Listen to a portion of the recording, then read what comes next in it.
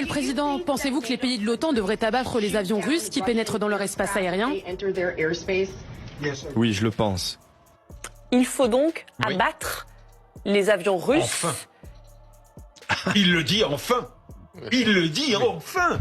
3 avions militaires russes dans l'espace estonien. Par exemple. Oui. Et dans des pays. La Norvège et le Danemark. Et ça, c'est sûr que c'était la Russie, pardon? Alors, Il y a encore des doutes, mais... je vais pas... Sommes-nous en train de vivre les dernières heures avant un face-à-face OTAN-Poutine? Les alliés préviennent Poutine désormais. Ils n'hésiteront pas à répliquer. Ils ont réaffirmé leur engagement envers l'article 5, tout un symbole. C'est un chemin dangereux pris par la Russie, que ce soit intentionnel ou non. Nous sommes prêts à défendre chaque centimètre carré de notre territoire. Donald Trump exhorte tous les pays de l'OTAN à abattre tout avion ou drone russe qui survole leur espace aérien.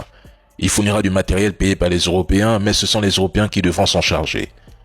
Y a-t-il une preuve qu'un avion russe a survolé l'espace aérien polonais ou estonien? Réponse: aucun communiqué de l'OTAN, aucune image. Mais allons plus loin. Les Européens veulent se confier, nous le savons. Trump parle, mais près de 25% de l'uranium enrichi nécessaire pour la production d'électricité dans les centrales nucléaires américaines provient de Russie. Il ne compte même pas mettre fin de sitôt. Il importe les engrais azotés et potassiques russes, le plutonium russe, le palladium russe, le platine russe et les produits chimiques inorganiques russes. Trump deal avec les Russes et demande aux Européens de se défendre contre la Russie si nécessaire. Et lorsqu'on demande au patron de l'OTAN, est-ce que l'article 5 de l'OTAN sera appliqué? Le bon monsieur ne répond pas. En gros, au nom de l'OTAN, pour sauver l'image et montrer que nous sommes une puissance, défendez-vous contre la Russie. Mais attention, ne comptez pas sur un seul soldat américain pour venir se battre en Europe. L'article 5 de l'OTAN, sous Donald Trump, c'est une mascarade.